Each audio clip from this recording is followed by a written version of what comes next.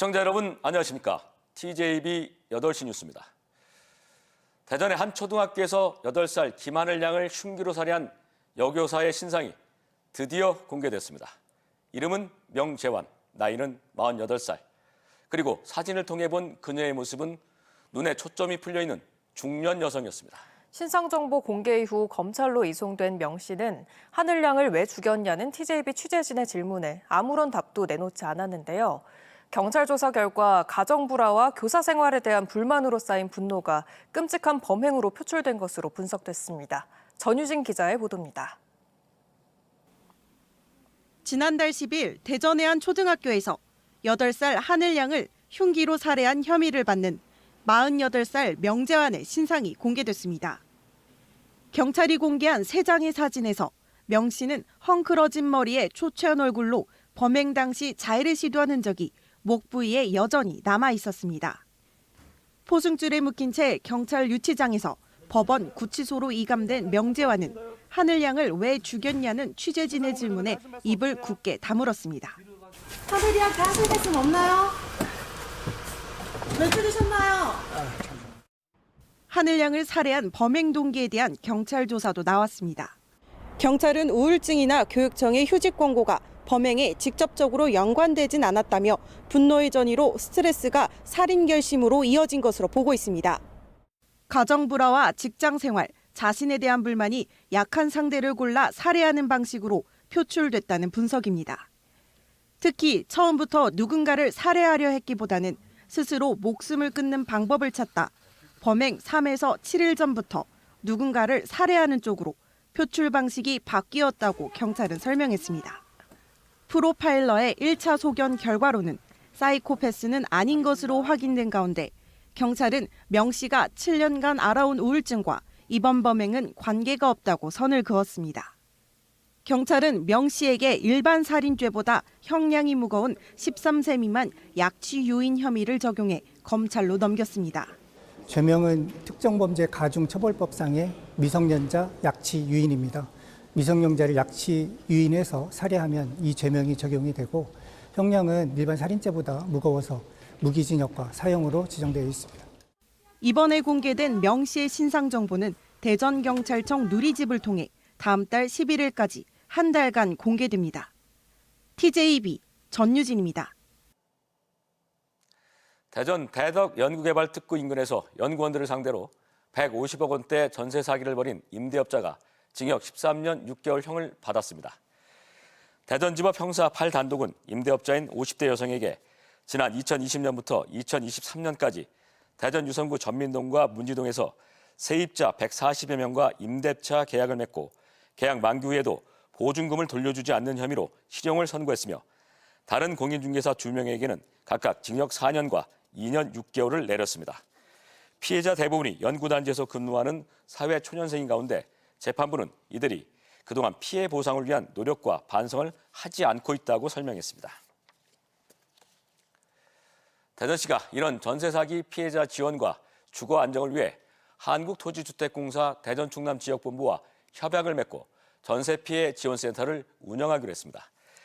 지난해 11월 개정된 전세 사기 피해자 특별법에 따라 전세 사기 피해 주택 매입 등 지원 방안이 확대된 가운데 두 기관은 피해 주택을 매입하고 피해자 주거 지원과 전세 피해 지원센터 운영을 위해 협력하기로 했습니다. 윤석열 대통령 석방 이후 헌법재판소에 탄핵 선고 시점이 미뤄지면서 범야권이 탄핵 인용을 이끌어내기 위한 대대적인 홍보전에 나섰습니다.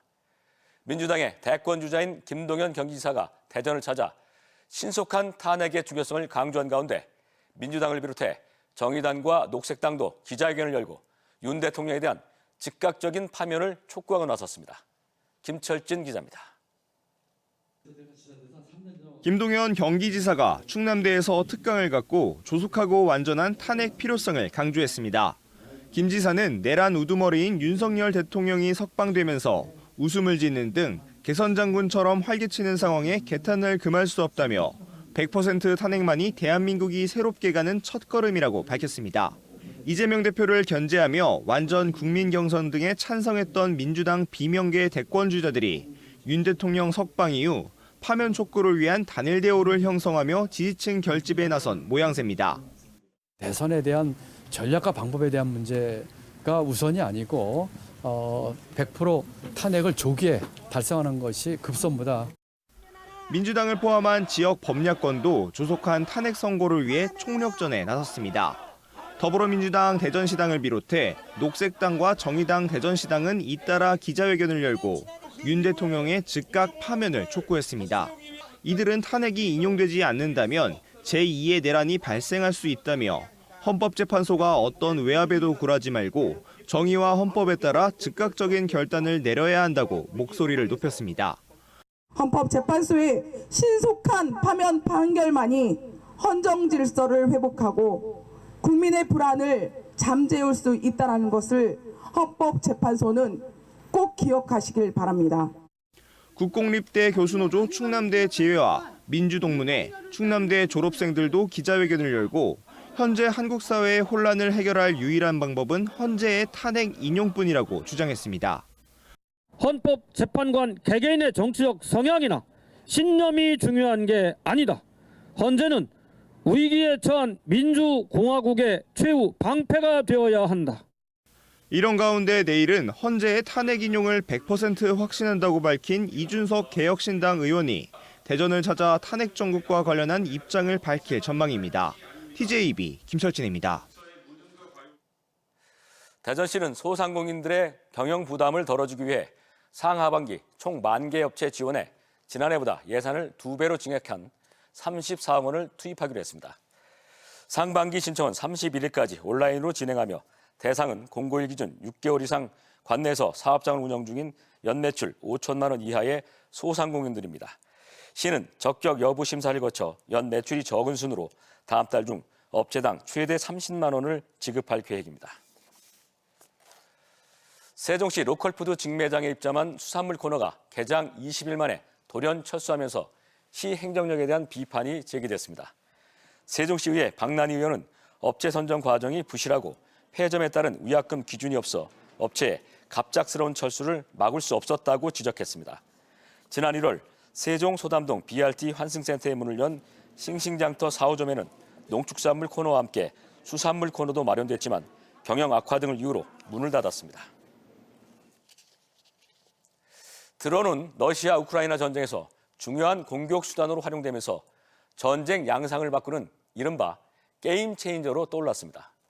아직 휴전 상태로 북한과 대치하고 있는 우리로선 실제 상황을 염두에 둔 드론 방어 전술이 필요해졌는데 오늘 정부 대전청사에서 드론 테러를 가정해 실전을 방불케 하는 대규모 대테러 훈련이 진행됐습니다.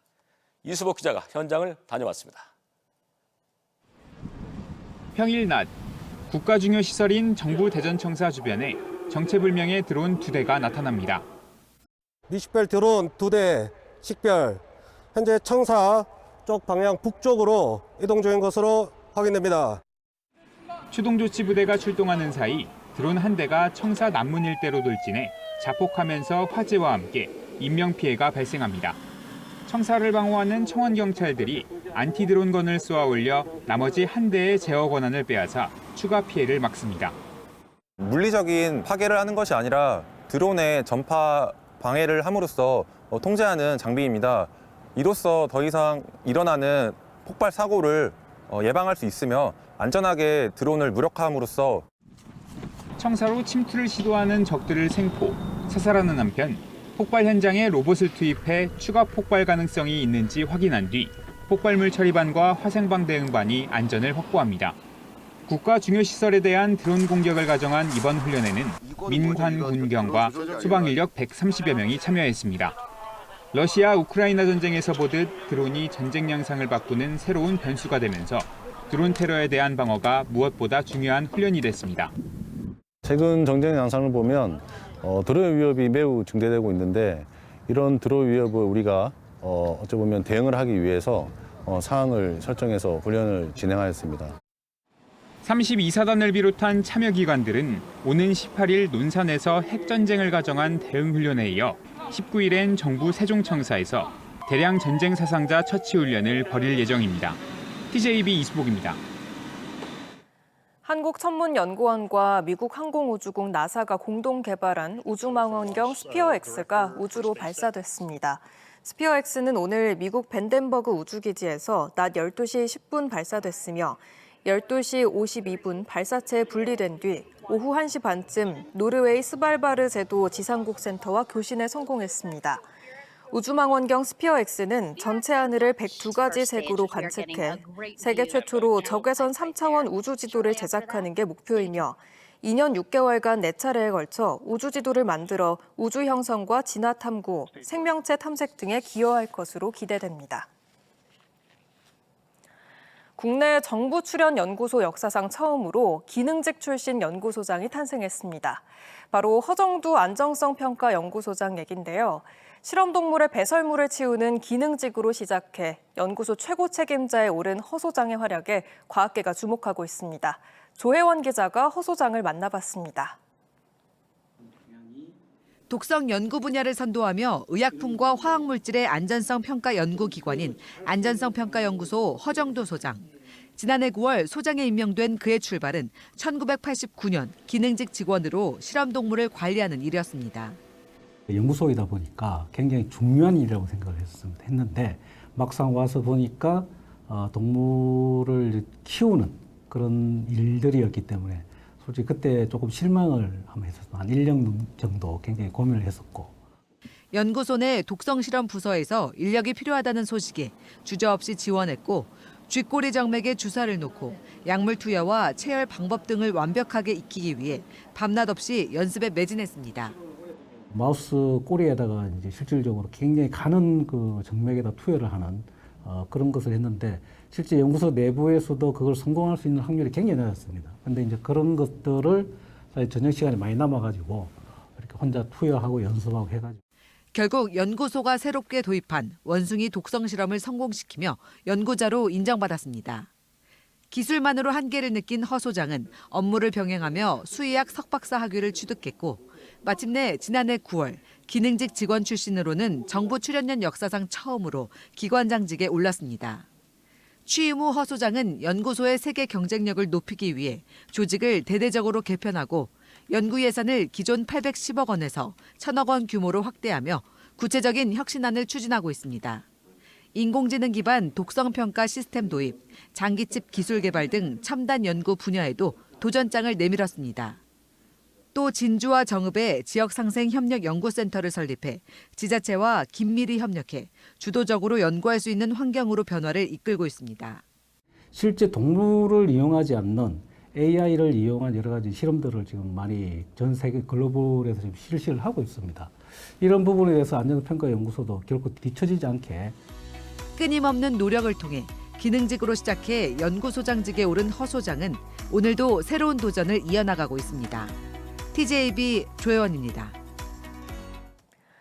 오늘 오전 6시 30분쯤 보령시 대천항 남서쪽 2.5해리 해상에서 3톤급 배와 2.7톤급 배가 충돌했습니다. 당시 배에 타고 있던 3명은 큰 부상 없이 구조된 가운데 1명은 허리 통증을 호소해 병원으로 이송됐습니다.